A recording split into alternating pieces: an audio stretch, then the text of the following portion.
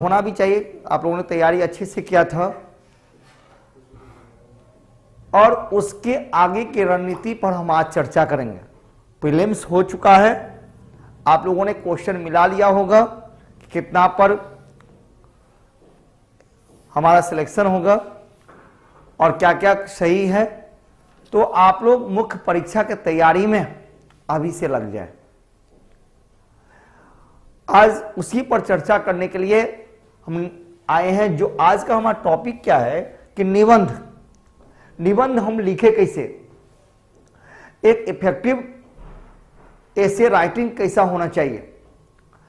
क्योंकि आप लोग जानते हैं कि बीपीएससी के द्वारा मुख्य परीक्षा में निबंध का महत्व काफी अधिक बढ़ा दिया गया, क्योंकि ऑप्शनल जो था आपका ऑप्शनल क्वालिफाइंग नेचर में आ गया है, एमसीक्यू फॉर्म में आ गया है। उसके स्थान पर क्या आ गया, निबंध।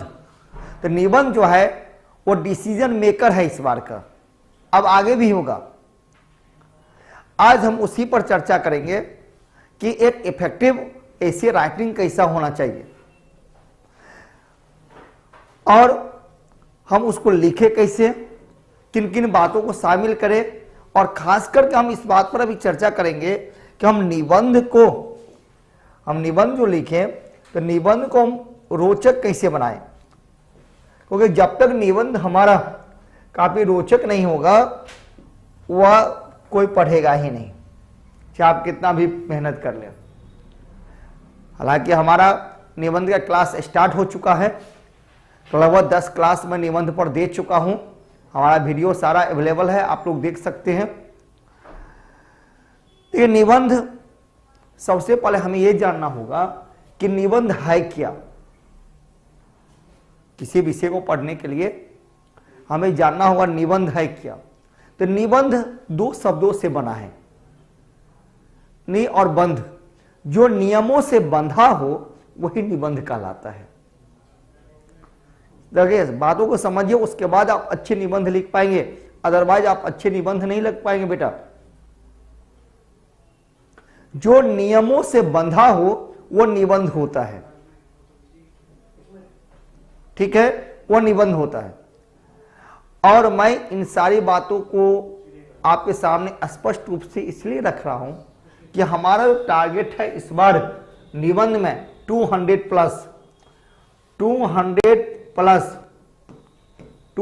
प्लस टारगेट है कि 200 प्लस नंबर हम निबंध में कैसे लाए। हमारा टारगेट ये है। तो इनको समझने के लिए काफी इफेक्टिव आपको लिखना पड़ेगा, प्रभावशाली लेखन हो। अब वही मैं बता रहा था कि निबंध है क्या, इन्हीं बातों में सारा कुछ क्लियर होता है। निबंध क्या है, नियमों से बंधा हुआ। किस नियमों से बना हुआ, तो निबंध में व्याकरण की ध्यान रखा जाता है कि ग्रामर दृष्टिकोण से, व्याकरण के दृष्टिकोण से आपका निबंध सही होना चाहिए। आपका लेखन स्पष्ट होना चाहिए, रोचक होना चाहिए। और एक बिल्कुल साथ साथ हम ये भी देखें कि शब्दों का प्रयोग जो करें उसमें ग्रामर का प्रयोग, व्याकरण का प्रयोग अच्छे से करें। उस शब्दों में आप जो वाक्य बनाते हैं उसमें ग्रामर का पर ध्यान रखना होगा कि निबंध में यदि ग्रामरेटिकली आप गलत हो गए तो आपका सारा मेहनत खराब हो जाएगा, तब अच्छा आपका निबंध लेखन नहीं होगा। तो निबंध लेखन के लिए सबसे पहले व्याकरण पर भी ध्यान देना होगा। शब्द सरल होना चाहिए, सरल शब्दों में लिखें, बिल्कुल सरल शब्दों में लिखें। कठिन शब्दों का प्रयोग नहीं करते जो एग्जामिनर को समझ ही नहीं आए। और स्पष्ट हो, जो भी बताए बिल्कुल क्लियर कट स्पष्ट तरीके से निबंध को बताए, तब जाकर के आपका निबंध जो होता है वह काफी प्रभावशाली होता है, काफी इफेक्टिव होता है और अच्छे से आपको जाना जाएगा। देखिए है कि निबंध जो है, जैसे मैंने कहा नियमों से बंधा हुआ। निबंध एक विचार है, एक बौद्धिक विचार है, एक विवेचना है, एक तर्क है। जनरली हम कोई बात किसी के सामने प्रस्तुत करते हैं तो प्रस्तुतिकरण जो हमारा होना चाहिए वो काफी इफेक्टिव होना चाहिए, शानदार, और हम अपना परिचय हम दूसरे के सामने ऐसे रखें कि वह जिंदगी भर हमसे हमें भूले नहीं, हमारी बातें उनके मस्तिष्क में, मन में भी और मस्तिष्क में भी हमेशा घूमता रहे। हम कहें ना कि ऐसा प्रभाव छोड़ेंगे, जनरली बोलते हैं कि ना हम एक ऐसा प्रभाव छोड़ेंगे जो हमें वो जिंदगी भर नहीं भूल सकता है। तो वही बात निबंध भी है ना, वही बात निबंध भी है कि हमारा लेखन शैली इतना प्रभावशाली होना चाहिए जो एग्जामिनर के मन मस्तिष्क में बैठ जाए, तब तो वो नंबर देने के लिए बाध्य होगा। हमने कहा 200 प्लस हमें लाना है, तो 200 प्लस लाने के लिए हमें लेखन शैली को भी बेहतर करना होगा। इसलिए मैंने कहा निबंध क्या है, आपके विचार हैं, आपका तर्क है, आपकी बौद्धिक विवेचना है। हम किसी भी बात को प्रभावशाली ढंग से, तार्किक रूप से कैसे रखते हैं, और यदि अच्छे से उसको रखते हैं तो अच्छा प्रभाव छोड़ता है, नहीं तो हम सारा मेहनत खराब कर लेते हैं। तो ये निबंध है। अब क्वेश्चन होता है क्या, मैंने क्या कहा, निबंध में किन किन बातों को ध्यान रखना होता है। तो निबंध में किन किन बातों को ध्यान रखना होता है, पहले मैंने कहा कि निबंध में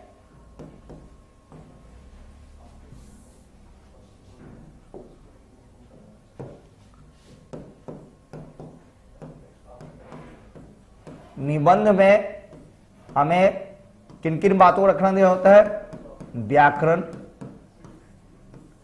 ठीक है, सरल शब्दों का प्रयोग और स्पष्ट बातें, इन सब बातों को ध्यान रखें, तब तो कहेंगे निबंध यानी कि नियमों से बंधा हुआ, नियमों से बंधा हुआ ही निबंध है। सरल शब्द होना चाहिए, स्पष्ट होना चाहिए और तार्किक होना चाहिए।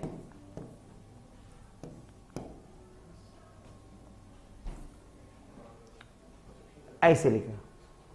अब क्वेश्चंस होता है क्या कि निबंध को हम कैसे लिखें। देखिए बात क्या करें, सभी लोग ध्यान देना आप लोग, निबंध को हम कैसे लिखें।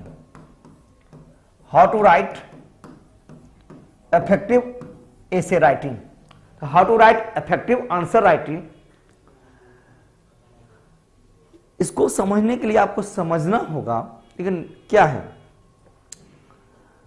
यह बात मैं क्यों कर रहा हूं, ये इफेक्टिव राइटिंग की बात मैं क्यों कर रहा हूं, कैसे लिखे। देखो निबंध क्या है, आपका एक रचनात्मक कौशल है, इसमें रचनात्मक कौशल की परीक्षण किया जाता है, ठीक है। यानी आयोग जो है इस माध्यम से आपकी ये जांच करेगा कि आपके सोचने की शक्तियां क्या है, आपकी मेंटेलिटी किस प्रकार का है, किसी बात को आप कैसे रखते हैं। क्योंकि you are going to became a PCS officer, आप एक एसडीएम बनने जा रहे हैं, आप डीएसपी बनने जा रहे हैं, पीसीएस ऑफिसर बनने जा रहे हैं।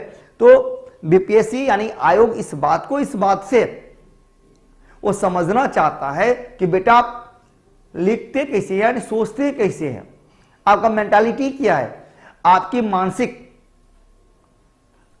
मानसिकता क्या है, उसकी जांच वो इसी माध्यम से कर रहे हैं। ये आईएएस में भी है और आप बीपीएससी में भी आ गया, तो बीपीएससी में तो काफी वेटिंग है। इसलिए मैंने कहा हमारा टारगेट क्या निबंध में 200 प्लस आउट ऑफ 300, 200 नंबर से अधिक हम लाएंगे गारंटी के साथ। आप हमारे साथ बने रहिए, 200 नंबर मैं दिलाऊंगा। जैसे जैसे मैं आपको कहूंगा कि उसी प्रकार से आप तैयारी करें, आपको मिलेगा। तो ये रचनात्मक कौशल की जानकारी परीक्षण इस माध्यम से आयोग के द्वारा होता है। वो देखना चाहता है कि किसी विषय पर आपका पकड़ किया है, आपकी सोच किया है, आप उसको कैसे समझते हैं, उस पर आप कैसे काम करेंगे। इसी माध्यम से ये स्किल की जांच है। निबंध क्या है? स्किल की जांच है। जैसे कि जनरली लोग कहते हैं, आप लोग भी सुनते होंगे, अरे निबंध है यार, लिख दूंगा, लिख लेंगे। ओवर कॉन्फिडेंस में चले जाते हैं, ओवर कॉन्फिडेंस में चले जाते हैं, जो उनके लिए बहुत बड़ा घातक होता है। इसलिए मैं आप लोगों से आग्रह करूंगा और सलाह मैं देना चाहूंगा कि आप ऐसे कोई गलती काम नहीं करें। आप इसके लिए आपको हमेशा 200 नंबर लाने के लिए निबंध को प्रैक्टिस करना होगा। प्रत्येक दिन मैं क्लास लूंगा, आपको प्रैक्टिस करवाऊंगा, प्रैक्टिस करना होगा। जब तक आप अभ्यास नहीं करेंगे तब तक अच्छी निबंध कैसे लिखेंगे? आपका राइटिंग स्किल कैसे डेवलप होगा? इफेक्टिव ऐसे राइटिंग कैसे होगा? अब सीधे कह दो कि मैं एग्जाम हॉल में जाकर लिख दूंगा, ये एक प्रकार का ओवर कॉन्फिडेंस है, वो गलत स्टेप होगा। ऐसा कभी गलती काम नहीं करे। एक बात और मैं कहूंगा आप लोगों से, मैं सलाह देता हूं, बीपीएससी मेंस बहुत जल्दी होने वाला है। एक और सलाह देता हूं कि निबंध को रटा रटाया नहीं पढ़ा जा सकता है। रट्टा मार करके किसी बुक से, किसी गाइड से, किसी नोट से आप रट्टा लगा लेंगे और लिख दोगे, तो रट्टा मार के अच्छा निबंध राइटिंग नहीं हो सकता है, निबंध लेखन अच्छा कभी नहीं होगा। इसलिए निबंध को रट्टा नहीं लगाएं, कभी भी रट्टा नहीं लगाएं, वो प्रैक्टिस करें। निबंध की आपकी सोच है, आपका थिंकिंग है, आपके विचार है, ठीक है। अब तो उसको रट्टा लगाया नहीं जा सकता है, ठीक है। अब क्वेश्चन होता है क्या कि निबंध हम कैसे लिखें, वो पर निबंध कैसे लिखे, तो दो स्टेप आपको ध्यान देना पड़ेगा। दो स्टेप पर आपको ध्यान देना होगा।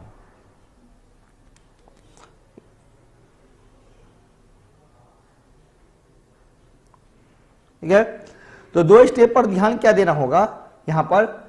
एक, जो विषय हो, लेकिन निबंध अनेक प्रकार का हो सकता है, औपचारिक निबंध और अनौपचारिक निबंध। निबंध यानी दो प्रकार का होता है, औपचारिक निबंध और अनौपचारिक निबंध, यानी ठीक है। तो हम यहां पर हम लोग औपचारिक निबंध की बात करते हैं, ठीक है। तो औपचारिक निबंध जो होता है वह क्या होता है? हमारे जो जिसमें वर्णनात्मक, विश्लेषणात्मक अनेक प्रकार की बातें होती है, तो उस पर हम लोग ध्यान देते हैं। हमारे यहाँ अनौपचारिक निबंध का कोई स्थान नहीं है। हमारे यहाँ मतलब कहने का मतलब कि सिविल सर्विसेज एग्जामिनेशन में, आईएएस पीसीएस के एग्जामिनेशन में अनौपचारिक निबंध का कोई स्थान नहीं है। तो वैसे ही जनरली हम लिखते हैं, स्कूल वगैरह में लिख देते हैं, क्योंकि यहाँ पर तार्किक विश्लेषण है, बौद्धिक विश्लेषण है, इन सारे विश्लेषण पर इन पर काम किया जाता है। और दो बात को ध्यान रखना, एक, किसी भी विषय, जो विषय पर लिखे उस विषय को पहले अच्छी तरह से पढ़े। पढ़ने का मतलब, कहने का मतलब क्या है? उस निबंध के नेचर को देखे, उसके प्रकृति को देखे, जो वो आपसे क्या मांग कर रहा है। जब तक उसके नेचर को हम नहीं समझेंगे, हम उसको नहीं लिख पाएंगे, उसके बारे में नहीं सकते। किसी को जानने के लिए, किसी पर अपनी विचार रखने के लिए उसकी प्रकृति को जानना सबसे अनिवार्य तथ्य माना जाता है। जब तक हम करते हैं उसके बारे में हम बता सकते, कैसे? जब तक हम नेचर नहीं समझेंगे बताएंगे कैसे? इसलिए जो भी विषय हो, चाहे वो समसामयिक विषय हो, चाहे दार्शनिक से संबंधित निबंध हो, या ऐतिहासिक सांस्कृतिक निबंध हो, आर्थिक निबंध हो, विज्ञान एवं प्रौद्योगिकी से संबंधित निबंध हो, तो इन सभी को उनके प्रकृति को समझना पड़ेगा।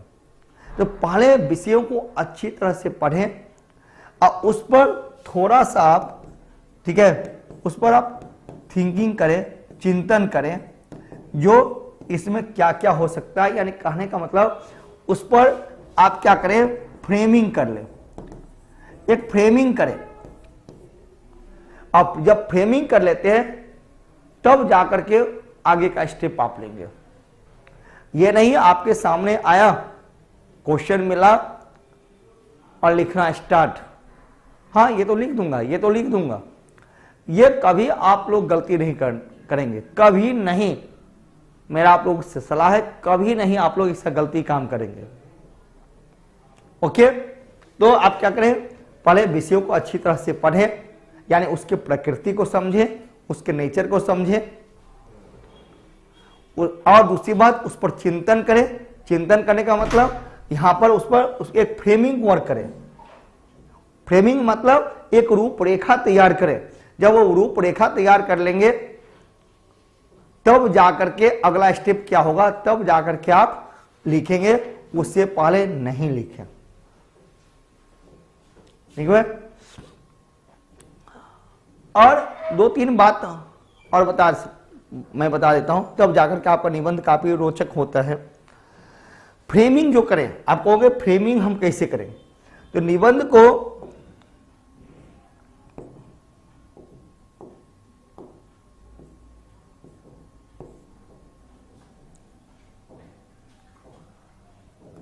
फ्रेमिंग करने के लिए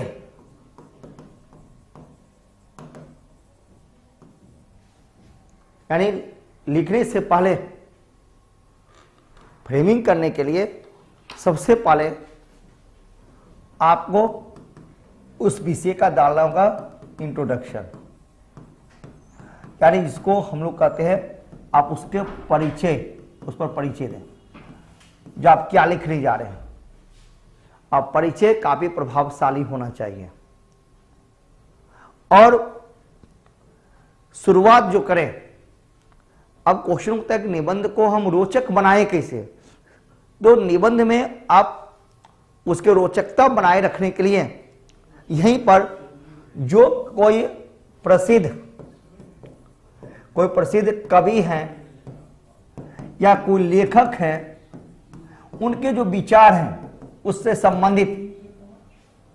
संबंधित जो विचार हैं उस विचार को यहां पर लिखें।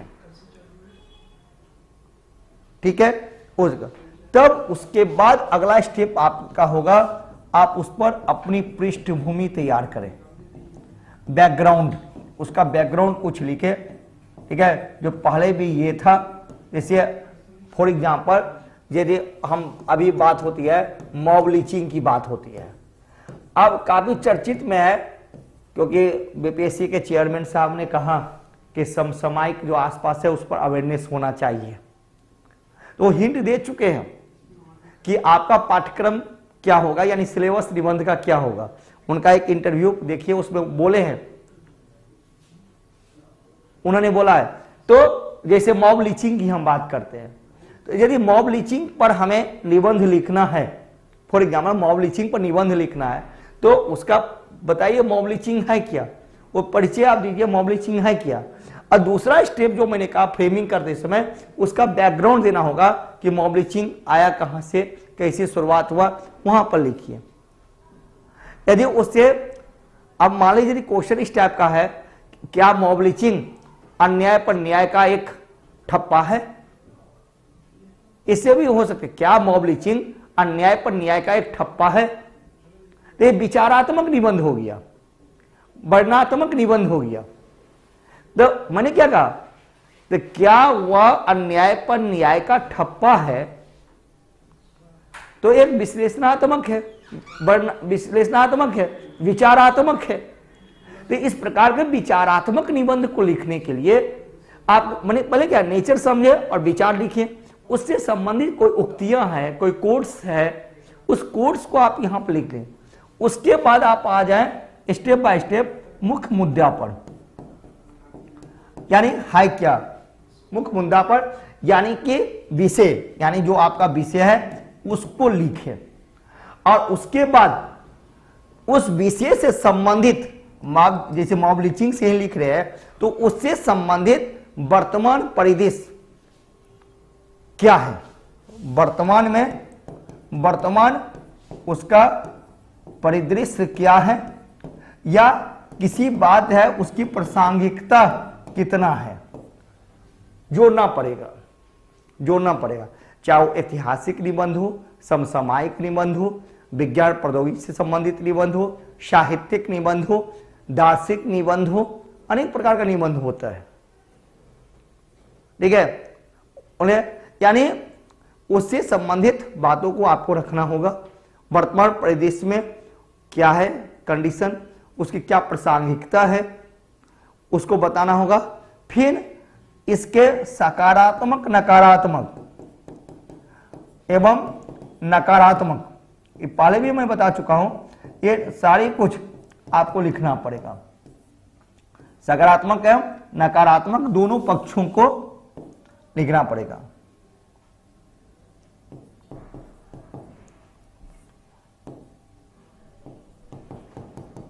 दोनों पक्षों को आपको लिखना पड़ेगा,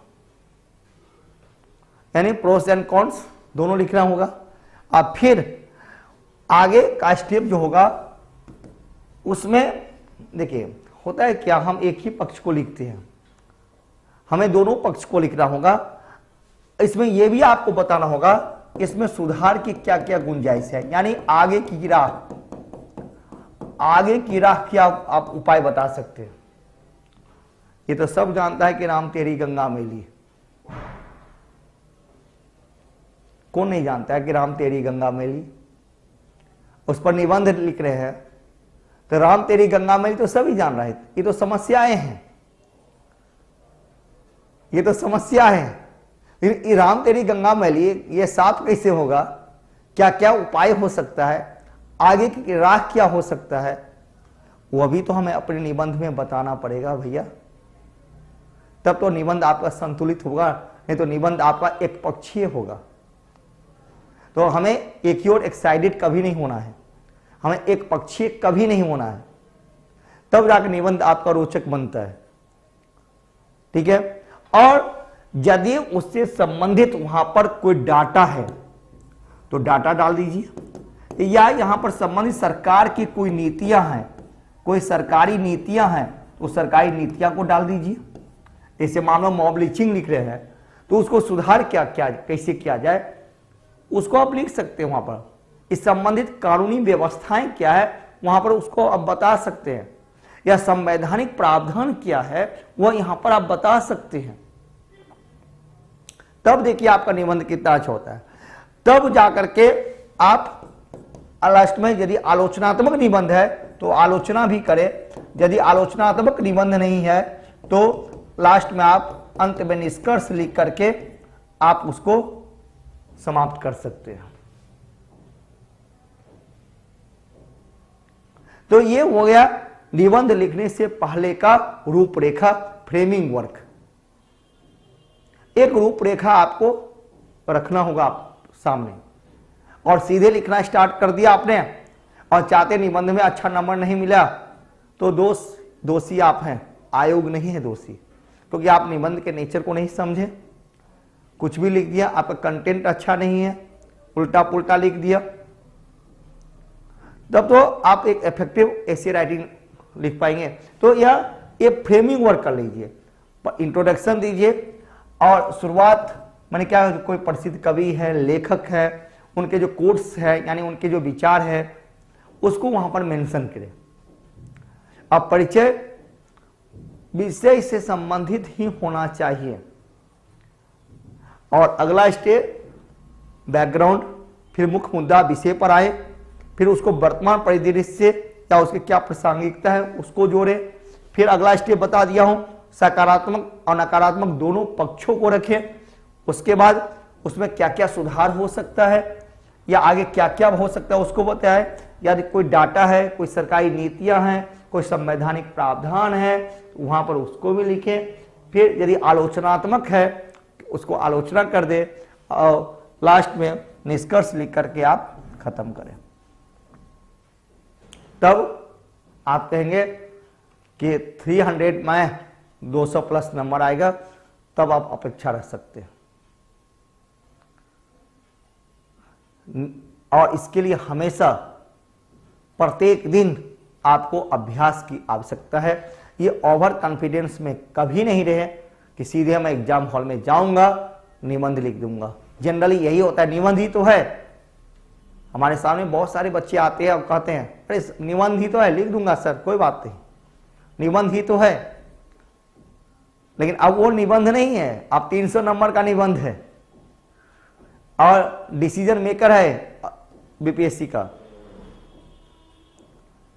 इसलिए मेहनत करना होगा, अच्छे से मेहनत करना होगा, प्रतिदिन अभ्यास करना होगा और अभ्यास करेंगे तब इंप्रूवमेंट होगा। और कुछ बात कि निबंध में क्या नहीं होना चाहिए, यह भी जाने किससे हम बचे। निबंध लिखने में आप किससे बचे, नहीं होना चाहिए। निबंध में क्या नहीं होना चाहिए। तो क्या नहीं होना चाहिए निबंध लेखन में? कोई भी निबंध लिखे तो उस निबंध में आप व्यक्तिगत नहीं हो। निबंध कभी भी व्यक्तिगत नहीं हो। निबंध लेखन कभी भी व्यक्तिगत नहीं हो। यदि उस पर आप व्यक्तिगत होते हैं, हो सकता है आप विषय से भटक सकते हैं, आपका कुछ अलग हो सकता है। दूसरी बात, किसी ऐसा कोई वस्तु है तो जातिवादी दृष्टिकोण नहीं हो, दृष्टिकोण नहीं होना चाहिए, नहीं हो, नहीं तो बाइस्ट हो सकता है निबंध, उससे बचना होगा। ठीक है, जैसे मैंने कहा निबंध में सिर्फ समस्याएं नहीं दिखाए, समस्याएं नहीं दिखाए, कभी नहीं दिखाए, सिर्फ समस्या नहीं। जैसे मैंने कहा था उपाय भी बताए, जैसे मैंने कहा क्या, राम तेरी गंगा मली समस्या तो है, लेकिन समस्या को उपाय किया है। मॉब लिंचिंग एक समस्या भी है, जो भीड़ के द्वारा कहते हैं कि मैं ही न्याय कर दूंगा, यहां पर कानून में जाने की जरूरत नहीं है, और निर्दोष लोगों को भी मार दिया जाता है, बहुत सारे एग्जाम्पल्स से। तो समस्या है, इसका उपाय आप बताएं। और यदि कोई उत्तेजक है, जैसे मॉब लिंचिंग उत्तेजक है, या ऐसा कोई निबंध से संबंधित विषय है जो काफी उत्तेजक है, तो आप खुद को, अपने आप को अधिक उत्तेजक नहीं बने, अधिक उत्तेजक नहीं हो। इन तीन चार बातों को ध्यान में रखें। ऐसा होगा तो फिर समस्याएं होगी। तो निबंध में कभी व्यक्तिगत नहीं होना चाहिए, जातिवादी दृष्टिकोण नहीं होना चाहिए, निबंध में सिर्फ समस्याएं नहीं दिखाए, और अधिक उत्तेजक नहीं होना चाहिए। तब बेटा आप देखना आपका निबंध बहुत अच्छा होगा, एक इफेक्टिव ऐसे होगा आपका। और जब तक इफेक्टिव ऐसे नहीं होगा, मार्क्स नहीं मिला। मैंने क्या कहा लास्ट में, मैंने वही मैं कर रहा हूं, निबंध है क्या, नियमों से बंधा हुआ, फिर से बता रहा हूं, नियमों से बंधा हुआ निबंध है, जो नियम से बंधा हुआ है। तो नियम से क्या बंधा हुआ है, व्याकरण दृष्टिकोण से अच्छा होना चाहिए, शुद्ध होना चाहिए, बर्तनी शुद्ध होना चाहिए, ग्रामेटिकली शुद्ध होना चाहिए, भाषाएं सरल हो, स्पष्ट हो। और निबंध लिख रहे हैं, आपका वर्तनी ही सही नहीं है, ग्रामेटिकली सही नहीं है, तो वो नियम से बंधा हुआ फिर खत्म हो गया। तो इन सब बातों को भी आप ध्यान रखें। और लगातार निबंध पर क्लास स्टार्ट हो चुका है, क्लास चल ही रहा है, पहले भी बहुत सारे निबंध मैं बता चुका हूं,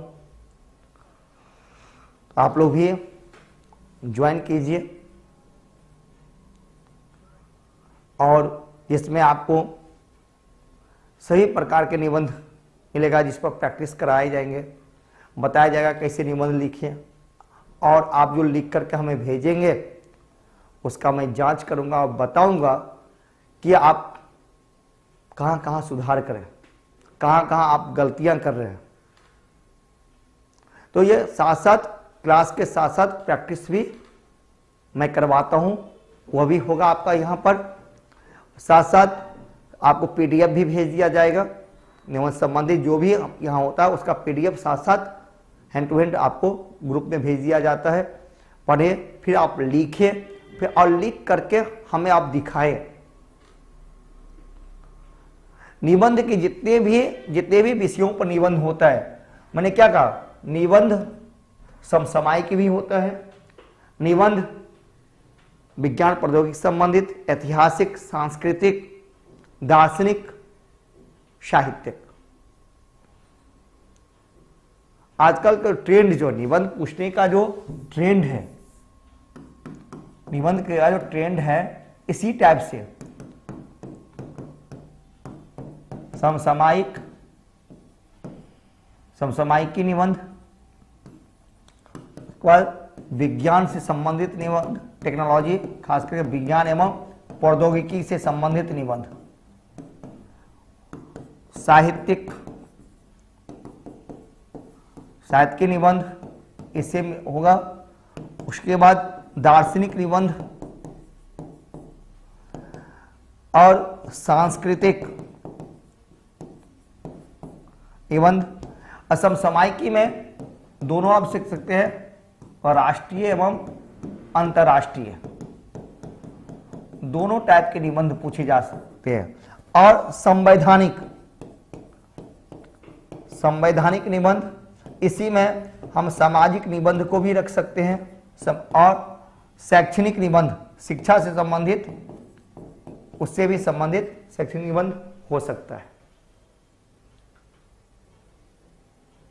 सभी पर एक एक करके हम लोग चर्चा कर रहे हैं, चल रहा है। आपको सभी का पीडीएफ मिलेगा। आप लोगों को सभी के हैंड रिटेन नोट्स मिल जाएंगे। उसके बाद आप जो लिखेंगे उसका जांच भी होगा, यानी साथ साथ हम प्रैक्टिस करते रहेंगे, तब जाके अच्छे मार्क्स मिलेंगे।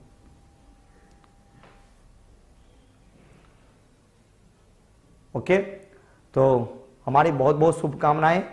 मन से आज से तैयारी कीजिए, और फिर कल मिलते हैं अगले सत्र में एक विषय लेकर के, और आप लोग भी उसमें शामिल होइए और हमसे बातचीत कीजिए। कोई दिक्कत होगा तो बातचीत कीजिए, जब मन हो 24/7 आपको गाइडलाइन, मार्गदर्शन यहाँ से उचित तरीके से प्राप्त होगा। ओके, शुभकामनाएं, बेस्ट ऑफ लक।